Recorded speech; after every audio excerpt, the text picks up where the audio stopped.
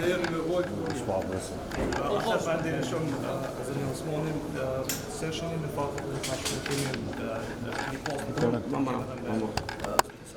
por edhe në sektorin të session të natës edhe dialogun Kosovë-Serbi për aspektin e sigurisë.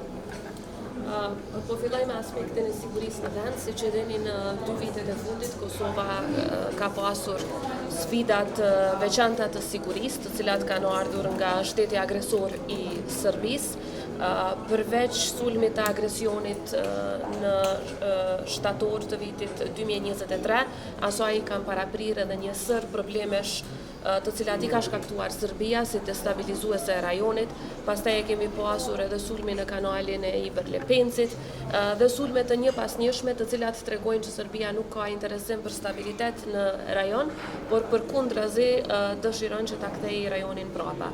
Të gjitha këto përfshi provat rreth sulmeve janë dorëzuar të gjitha institucioneve ndërkombëtare, përfshi shteteve anëtare të Bashkimit Evropian, strukturës udhëheqëse të BE-s, por edhe NATO-s, dhe siç e dini në deklaratat e fundit të miratuara nga Këshilli i BE-s, aty bëhet qartë në mënyrë unanime, pra janë votuar nga Këshilli i BE-s, bëhet qartë thirrje për përgjegjësi nga ana e Serbisë.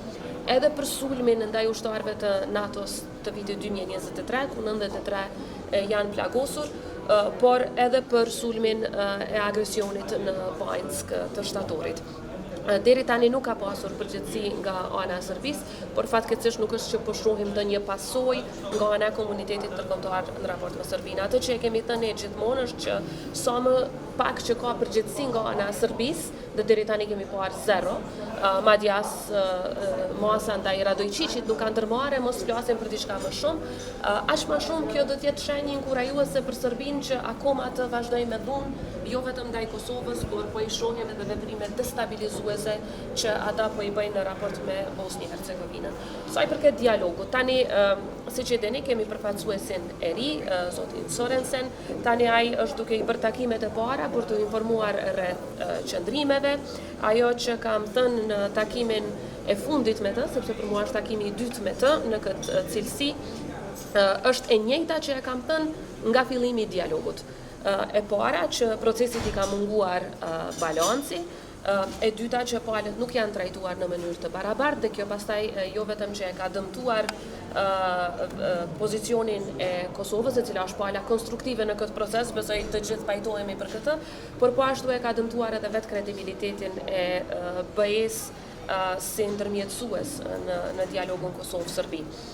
E dyta çështje që e kam ripërsëritur dhe është qëndrimi identik me atë që e kam mbajtur më herët kanë qenë vërejtjet sa i përket draft statutit të asociacionit. Edhe në fillim kur është propozuar nga ana e Bashkimit Evropian, edhe tani vërejtjet kanë të bëjnë me përputhshmërinë në rastin konkret mos përputhshmërinë me kushtetutën e Kosovës, sepse ato nuk janë vërejtje teknike.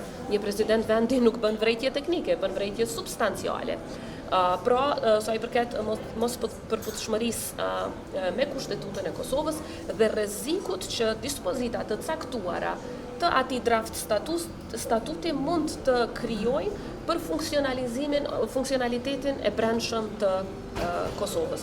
Pra vërejtjet kanë qenë të njëjta atëherë, të njëjta tash, dhe unë kam shprehur vlerësimin tim si presidente e Republikës. Institucionet e tjera e kanë vlerësimin e tyre, ky është vetëm vlerësimi im, pra vërejtje konkrete sa i përket draft statutit, të cilat i kam dorëzuar 1 orë pasi është prezantuar ai draft statut tek institucionet e Kosovës, i kam ripërsëritur edhe disa javë pas edhe në takime me partnerët amerikan, edhe në takime me partnerët evropian, gjithnjë ka pasur mirëkuptim të plot në raport me ato vërejtje që i kam prezantuar, të cilat bazohen edhe në të drejtën kushtetuese të Kosovës, por edhe në të drejtën ndërkombëtare, parimet dhe standardet e BE-s. Mirëpo në fund të fundit, qoftë për këtë draft statut apo draft statut që mund të prezantojnë institucionet e Kosovës, vlerësimin lidhur me përputhshmërinë me kushtetutën është një institucion që e jap. Unë shpreh qëndrimin tim, vlerësimin tim, mirëpo vlerësimin i cili është i detyrueshëm ligjërisht, sa i përket përputhshmërisë me kushtetutën të cilit do dokument, e jap gjykata kushtetuese e Kosovës kurdo që të vijë një moment i tillë dhe procedurën se si bëhet kjo ju e dini shumë mirë, është neni 113 i kushtetutës që e përcakton atë dhe aktgjykimet paraprake të gjykatës kushtetuese që e kanë plotësuar këtë çështje. Shpresoj që isha mjaftueshëm e qartë. Në fillim të vitit të ardhshëm ne do të diskutojmë për këtë çështje. Përgjatë gjithë karrierës sime politike kam punuar duke pasur parasysh vetëm e vetëm interesin e Republikës së Kosovës dhe të gjithë qytetarëve të saj. Asnjëherë, asnjë vendimimi politik nuk është bazuar në kalkulime se ku do t'jem unë, por vetëm se ku do t'jetë Kosova dhe qytetarët e saj. Edhe kësaj radhe, ky vlerësim rreth asaj se ku mund të kontribuoj do të përcaktohet vetëm e vetëm duke pasur parasysh interesin e Kosovës dhe të qytetarëve të saj. Asnjëherë në jetën time nuk jam varur nga politika, nuk varem as tash. Do t'i shërbej qytetarëve të Kosovës për aq kohë sa ata dëshirojnë që unë t'u shërbej atyre. Ju falenderoj shumë. Është një marrëveshje arritur Kosovë, Shqipëri dhe Kroaci. E po mirë reagim nga serbe, se keni punë fakte edhe këtë da presni që ndonjë shtet tjetër ti bashkëpunojë marrëveshje. Është interesante që historikisht shtetet agresore, siç janë Serbia e Rusia, vazhdimisht tentojnë të paraqiten si viktima. Pra nëse i shihni deklarimet e tyre qesharake, përkundër faktit që kanë një histori sulmesh, pushtimesh, histori gjenocidi, histori luftrash që i kanë shkaktuar vetë, shtetet agresore si Serbia e Rusia paraqiten se se dikush po i sulmoi ata. Në historinë e ekzistimit të kombit tonë, ne kur nuk e kemi sulmuar askënd. Kur s'kemi tentuar ta pushtojmë as 1 centimetër të territorit të dikujt tjetër. Por në historinë e kombit tonë, shqiptarët dhe Kosova në veçanti gjithmonë e kanë mbrojt vetveten, e kanë mbrojt pragun e shtëpisë. Dhe ne do të vazhdojmë ta mbrojmë sovranitetin tonë, integritetin territorial, shtetësinë tonë dhe të kontribuojmë për stabilitetin rajonal.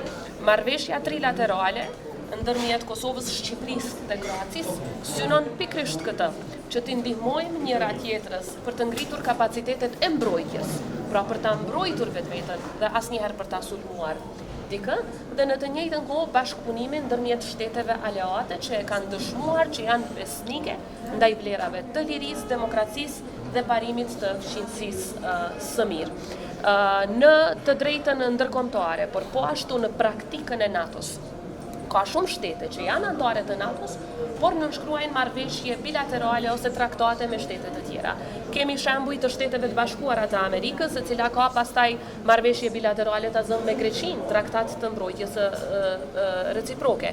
Pastaj ka traktate të ngjashme me Islandën, ka traktate të ngjashme Amerika si shteti NATO-s edhe me shtetet të paqësorit, të cilat fare nuk janë në NATO. Por kjo është një praktikë që ndodh tërkohën brenda shteteve të NATO-s që besojnë në vlerat e njëjta, vlerat që i ndajmë. Serbia si shtet që nuk beson në ato vlera, por që i sulmon vazhdimisht, natyrisht tani del me propagandë se kinse që nga shkelur një marrëveshje vitit 1996, por kushdo që e lexon atë marrëveshje e vren një gjë, që Serbia po e bën të njëjtën që e ka bërë gjithmonë, pra po gënjen, sepse nuk ka asnjë të vërtetë në atë që e kanë thënë dhe nuk ka asnjë rrezik për ta, por përkundrazi. Historia e ka dëshmuar dhe po dëshmohet sërish në këta muaj e këto vite të fundit. Ekziston vetëm një burim destabiliteti në rajonin e Ballkanit Perëndimor. Ajo është Serbia. Për këtë pajtohet i gjithë rajoni. Dhe këtë e kanë dëshmuar ata me veprat e tyre destabilizuese, por kanë përfunduar një herë e përgjithmonë kohët kur Serbia pyetet për çkado qoftë. Ne jemi shtet sovran, shtet i pavarur, vendimet i marrim vetë në përputhje me interesat tona si Republikë e Kosovës dhe gjithnjë duke pasur synimin e vetëm paqen dhe stabilitetin rajonal, synim i cili rrezikohet vetëm nga Serbia, nga askush tjetër në rajon. Faleminderit shumë gjithëve.